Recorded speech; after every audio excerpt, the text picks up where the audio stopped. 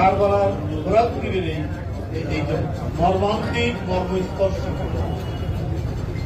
ইমাম বাহিনী, তার অনুচর, তার আত্মীয় স্বজন, তারা যে শহীদ হয়েছে এজিদ বাহিনী, এটা অত্যন্ত মর্মান্তিক ভাবে নয়। আজকে 1400 বছর ধরে যারা মানবতাবাদী, যারা মানুষের কল্যাণে বিশ্বাস তাদেরকে কাঁদায় ইমাম বাহিনী, ইমাম হুসেইন এবং তার আত্মীয় স্বজন ঘনিষ্ঠজনদেরকে নিরস্ত্র অবস্থায় একটি রাজকীয় বাহিনী এজিদের এসে যেভাবে কাপুরুষোচিত আক্রমণ করে এক এক করে হত্যা করেছে, সর্বশেষ ইসলামের মহান এই ইমামকে হত্যা করেছে।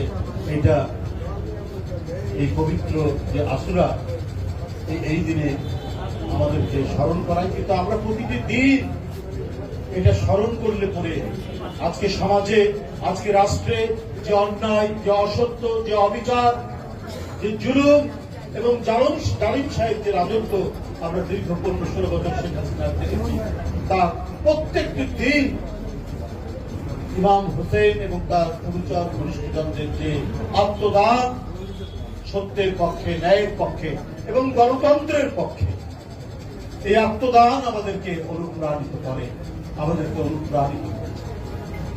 বন্ধুরা আমার, আজকে যারা গণতান্ত্রিক আন্দোলনে ছিলেন তাদেরও অনেকের এখনকার কথাবার্তা শুনে আমার কাছে ভিন্ন রকম হয়। ইমাম হুসেনের যে কারবালার যে যুদ্ধ, যে অন্যায় যুদ্ধ চাপিয়ে দিয়েছিল এজিদ বাহিনী, সেই যুদ্ধে ন্যায়ের পতাকা দিয়ে তিনি শেষ পর্যন্ত লড়াই করেছেন, নিজের জীবনকে উৎসর্গ করে দিয়ে। সেখান থেকে শিক্ষা তারা নিয়েছেন কিনা জানি না। কদিন আগে বললেন নির্বাচনের পরিবেশ নেই, আবার বলছেন নির্বাচন পেছাতে হবে। কেন ভাই নির্বাচন পেছাতে হবে? 15-16 বছর আন্দোলন তো গণতন্ত্রের জন্য। নির্বাচন কি দোষ করলো? একটা অবাধ সুষ্ঠু নির্বাচনের জন্য এই যে এত আত্মদান, এত নেতা কর্মী, এত মানুষ অদৃশ্য হয়ে গেল, গুম হয়ে গেল, আয়না ঘরে নিপীড়নের শিকার হলো, মা মেয়ের নির্যাতন হলো, বছরের পর বছর ধরে অনেককে আয়না ঘরে বন্দী করে রাখা হলো, অনেককে আমরা এখন পাই। অনেকের লাশ পাওয়া গেছে আপনার বিভিন্ন বিল, খাল, বিল, বিভিন্ন জায়গায়। এই এসিডিও দুঃশাসনের যে ঘটনা ঘটেছে এই দেশে, কারণ আমরা চেয়েছি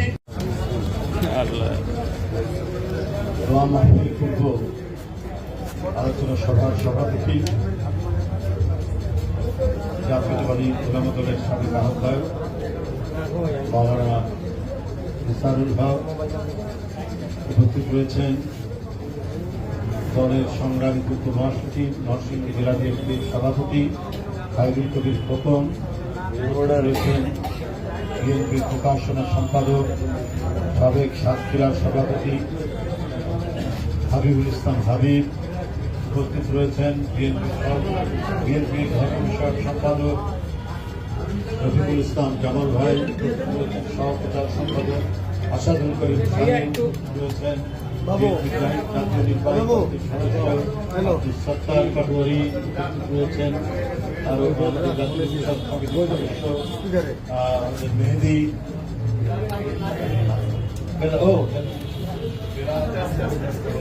তারপরে আমাদের জাতীয়তাবাদী উলামা দলের সহ সম্পাদক আব্দুল বারী ড্যানি উপস্থিত আছেন, এছাড়াও কংগ্রেস রয়েছেন, জাতীয় নির্বাহী সভাপতি শ্রাবণ উপস্থিত রয়েছেন। সবাইকে আমি ধন্যবাদ জানাই যে তাৎক্ষণিক আশুরা, মিলাদ এবং দোয়া অনুষ্ঠিত হচ্ছে।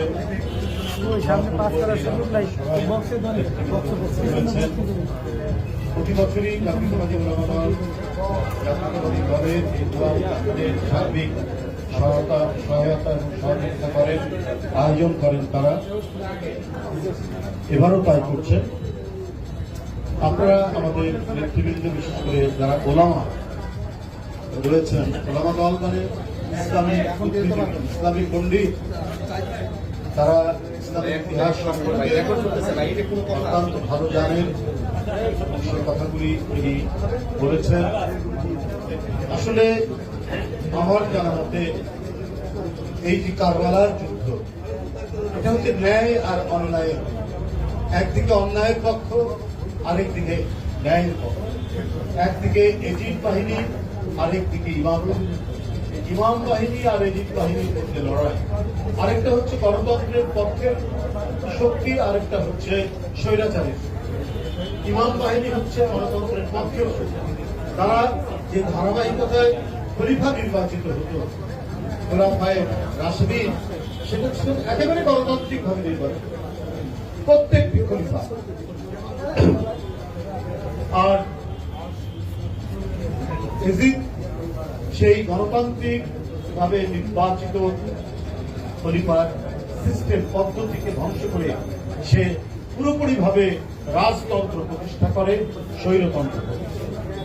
তো আজকে আমরা যারা গণতন্ত্রের জন্য সংগ্রাম করেছি, আমরা এখানে যারা বসে আছি, আপনারা আমাদের কাছে অত্যন্ত তাৎপর্যময় এবং শিক্ষণীয় আশুরার গণতন্ত্রের চর্চা থাকলে সত্য কথা উচ্চারণ করা যায়, ন্যায়ের পক্ষে সংগ্রাম করা যায়, গণতান্ত্রিক পরিবেশ থাকলে।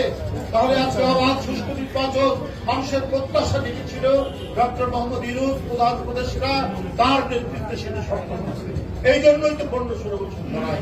আজকে আপনারা একটি রাজনৈতিক দল, আপনাদের অতীত নিয়ে কথা বলতে চাই না, মানুষ সবাই জানে।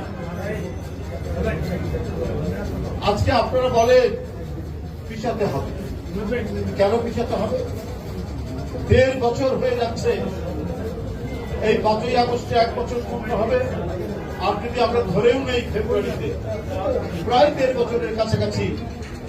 তো এর মধ্যে কি আপনার যে মানুষের যে প্রয়োজনীয় সব সংস্কার, সে সংস্কার কি সম্ভব নয়? তাহলে নির্বাচনকে কেন আপনারা টার্গেট করেছেন? এদিকে বলছেন পিছাতে হবে, আবার কোথাও কোথাও আপনারা নমিনেশন দিচ্ছেন, বলে আসছেন এই আমাদের প্রার্থী। এটা হচ্ছে দ্বিচারিতা, ডাবল স্ট্যান্ডার্ড। আপনি দেখবেন খবরের কাগজ খুললে প্রায় বলা হচ্ছে যে অমুক অমুক এই খরচ বিটিসিতে সংসদীয় আসনে জামাতের অমুক নেতাকে মনোনয়ন দেওয়া হচ্ছে। এরকম আমরা প্রায় 33-34টা আমরা ব্যক্তির কথা জানি, যেটা ওই রাজনৈতিক দল তারা কি বলে যে নমিনেশন দিয়ে দিচ্ছে। তাহলে এই সমস্ত করছেন কেন? নির্বাচন পেছানোর কথা বলছেন, আবার ওদিকে নমিনেশন দিচ্ছে। এইটা আমরা রাজনৈতিক যে স্টাডি আমাদের সম্পর্কে, এটা আমরা দেখেছি যুগ যুগ ধরে তারা জনগণের সেন্টিমেন্টটা বুঝতে চায় না। যদি জনগণের সেন্টিমেন্ট বুঝতে চাইতো তাহলে 71 সালের বিরোধিতা করতো না, তাহলে 86 সালে শেখ হাসিনার সাথে গিয়ে একটা নির্বাচনে তারা অংশগ্রহণ করে। কারণ এরা জনগণকে কোনো ম্যাটার করে। জনগণের যে মূল্য আছে গণতন্ত্রে, সবচাইতে বড় মূল্য, সেই মূল্যকে তারা পাত্তা দিতে চায় না। তারা নিজেদের ফায়দা, রাজনৈতিক ফায়দা লোটার জন্য কাজ করেন, কিন্তু এই কাজ করতে গিয়ে, এই ফায়দা লুটতে গিয়ে বরং ওনারা বারবার ক্ষতির সম্মুখীন হচ্ছে। এককভাবে নির্বাচন করে 2-3টার বেশি ওনারা পান। কারণ এটা ঠিক, এই যে সংখ্যাগরিষ্ঠ মুসলমানের দেশ, আর মুসলমানের ধর্ম হচ্ছে ইসলাম। ইসলামের বড় কথা হচ্ছে তুমি যে অঙ্গীকার করবে সেই অঙ্গীকার রক্ষা করবে। ওনারা কোনদিন অঙ্গীকার রক্ষা করেনি। তারেক রহমান সাহেব অঙ্গীকার রক্ষা করেছে, নির্বাচনে যাব না, আমার রাজনীতির কি ক্ষতি হলো না হলো সেটা বড় কথা না। আমি জনগণকে বলেছি যে শেখ হাসিনা একটা দুরাচার, শেখ হাসিনা গণতন্ত্র হত্যাকারী, শেখ হাসিনা গুম খুনের জননী, অতএব তার অধীনে কোনো ভালো কাজ হতে পারে না, অবাধ সুষ্ঠু নির্বাচন হতে পারে না। এটা দেশনেত্রী বেগম খালেদা জিয়ার বক্তব্য, এটা তারেক রহমানের। আমরা সেই পথ ধরেই আমরা বারবার শেখ হাসিনার অধীনে নির্বাচন আমরা বয়কট করেছি। যেটা একটি তত্ত্বাবধায়ক সরকার, যার অধীনে মানুষ আস্থা পাবে, তার অধীনে নির্বাচন হবে। কারণ শেখ হাসিনার অধীনে ভালো নির্বাচন, অবাধ নির্বাচন, সুষ্ঠু নির্বাচন, ইনক্লুসিভ নির্বাচন হতে পারে না। তার অধীনে নির্বাচন তিনি প্রমাণ দিয়েছে যে তিনি দিনের ভোট রাত্রে করেন, তিনি ভোট কেন্দ্রে ভোটারদের যেতে দেন না, তিনি চতুষ্পদ প্রাণীকে যেতে দেন, তিনি আমি আর জামির নির্বাচন করতে পছন্দ করেন। এটা তিনি প্রমাণ দিয়েছেন যে তিনি গণতন্ত্রের পক্ষের লোকটা, তিনি গণতন্ত্রের সবচাইতে বড় শত্রু সেখানে। তাহলে এই জন্যই তো এত আজকে আমাদের কাছে থাকার কথা। সে একজন এমপি ছিল, সে দলের একজন গুরুত্বপূর্ণ নেতা ছিলেন। আমাদের কাছে চৌধুরী আলম নেই, আমাদের কাছে আরেক এমপি সাইফুল ইসলাম হিরু লাকসামের, সে আমাদের কাছে নেই। সব গুম করেছে তারা। হুমায়ুন পারভেজ সে নেই, জাকির ছাত্র নেতা নেই, আমাদের যুব নেতা সুমন নেই। এরকম অসংখ্য, শুধুমাত্র অবাধ সুস্থ নির্বাচন নিশ্চিত করার জন্য। তাহলে 1.5 বছরে আপনার ফিল্ড কি সমতল করা যায়নি? আমরা তো দেখতে পাচ্ছি। যাই হোক, বিচ্ছিন্ন টুকটাক যে ঘটনা বিভিন্ন জায়গায়, কোন রাজনৈতিক ঘটনা, আপনার কি বলে যে এই